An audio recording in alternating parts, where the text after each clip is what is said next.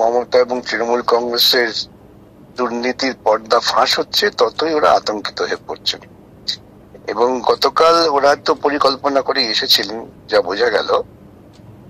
ওখানে ওই super নিউমারি post সংক্রান্ত মামলাটা ছিল, বিচারপতি মামলা শুনলেন, কিন্তু ইন্টারিম অর্ডার যেটা আছে সেটা ভেকেট করলেন না, আবার আগামী দিন শুনানির জন্য রেখেছেন।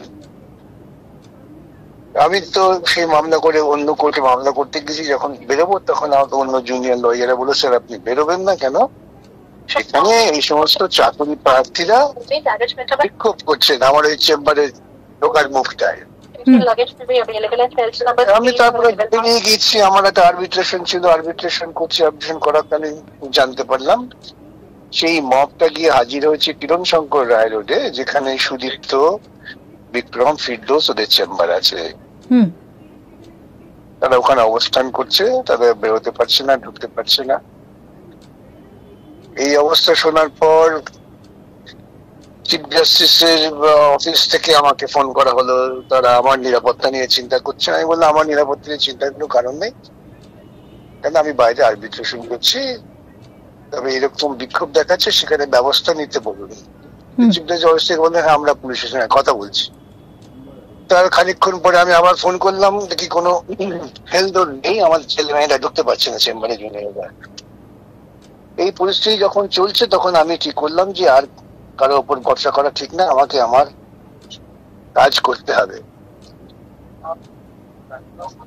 আমার ব্যাগগুলো কোথায় গেল?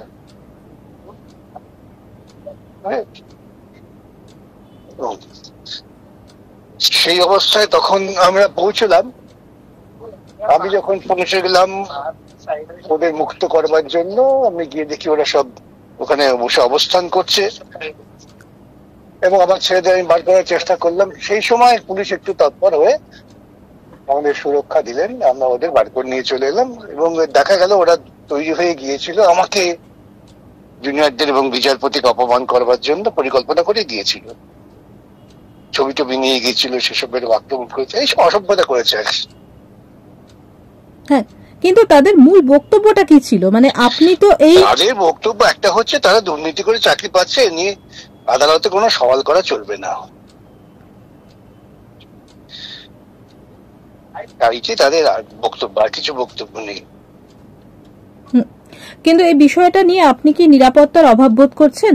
আমি ওসব বদার করি না, এসব বদমাইশ দুর্নীতির আমি ছাত্রাবস্থা থেকে অনেক দেখেছি। এসব ভয় পেলে তো কোনো কাজই করা যাবে না। আমি আদৌ চিন্তিত নই, আমার নিরাপত্তাহীনতা মানুষ তারা রক্ষা করবেন, সে নিয়ে আমি আবার বলি আমি আদৌ চিন্তা করছি না। কিন্তু এইভাবে আপনাদের মতো আইনজীবীদের চেম্বারের সামনে যে বিক্ষোভ প্রদর্শন করা হলো, এই বিষয়টা আপনারা তাহলে আদালতে কি জানাবেন? তার নিশ্চয়ই আমার তরুণ আইনজীবী যারা ছিলেন, 5-6টি বাচ্চা মেয়েরা ছিল জুনিয়ররা, তাদের সুরক্ষার ব্যাপার জন্য আমাকে ওখানে যেতে হলো, দিয়ে বার করতে হলো। এই পরিস্থিতি তো প্রকৃতপক্ষে বিচার ব্যবস্থার উপর আক্রমণ, পরিকল্পিত আক্রমণ। সভাপতি যারা এই বিচার ব্যবস্থার সঙ্গে যুক্ত থাকবেন প্রত্যেককে চিন্তা করতে হবে। বিকাশ, আমরা অতীতেও দেখেছি যে একাধিকবার আপনাকে আক্রমণ করা হয়েছে, তো এবার সরাসরি সেই চাকরিহারা তারা এবার সরাসরি আপনার চেম্বারের কাছে বা আপনার যারা জুনিয়র রয়েছেন তাদের চেম্বারের কাছে চলে এলেন, তো এটা কি আপনারা মনে করেন যে শুধু আপনারা নয়, পুরো পরিস্থিতিটা ষড়যন্ত্রের শিকার? এটা সম্পূর্ণভাবে মমতার প্ররোচনা হয়েছে। মমতা প্রথম দিন থেকেই তো আমাকে আক্রমণ করে যাচ্ছে, বারে বারে সেটা বলেছে আইসোলেট করুন। এখন আইসোলেট করা মানে কি, যে বিভিন্ন গুন্ডাদের দিয়ে আমাকে ভয় দেখানো, এটাই ওদের আইসোলেশন পরিকল্পনা।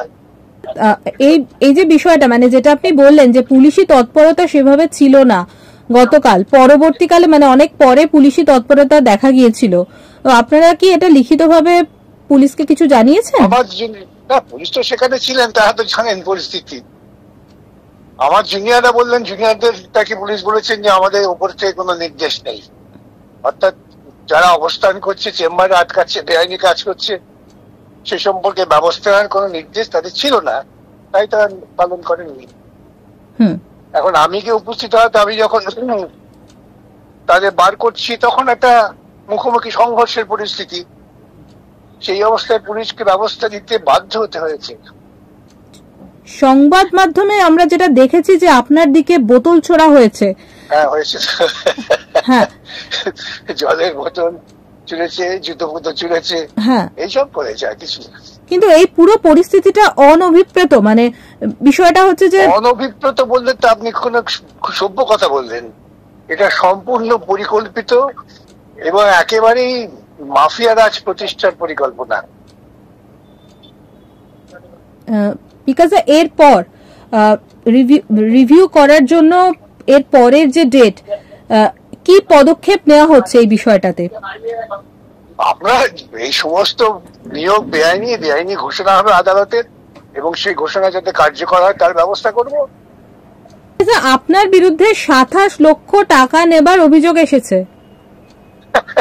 আমি তো ইতিপূর্বে বলেছিলাম যে কুণাল অভিযোগ করেছিলেন যে 27 লক্ষ টাকা কাহা দিয়েছে আমাকে, দেখাক, আমি ধর্মতলার মধ্যে দাঁড়িয়ে থাকবো, 27 লক্ষ থাপ্পড় খাবো। আর যদি এটা প্রমাণ করতে না পারেন, তাই নবান্নের মাথায় গিয়ে 27 লক্ষ আর বিচার প্রার্থীদের দিয়ে কুণালের মাথায় চাটা মারা হবে। বলে তো অ্যাকসেপ্ট করলো না আমার কথা। আমি তো সরাসরি এই চ্যালেঞ্জ করেছিলাম, নিশ্চয়ই গেল কেন? আর আমি আমার যদি ফি দাবি করি, তাহলে সেটা 27 লক্ষ কেন, সেটা 1 কোটি টাকা হতে পারে যতগুলো আমলা করেছি। তো তারা কি এরপর রাস্তায় নামতে পারে? হ্যাঁ, তাদের কেউ কেউ তো এই ধরনের কথা বলেছেন। তাহলে আমরা 21 লক্ষ লোক নামবো এবার বিকাশবাবুর বিরুদ্ধে যদি ওরা এরকম কথা বলেন।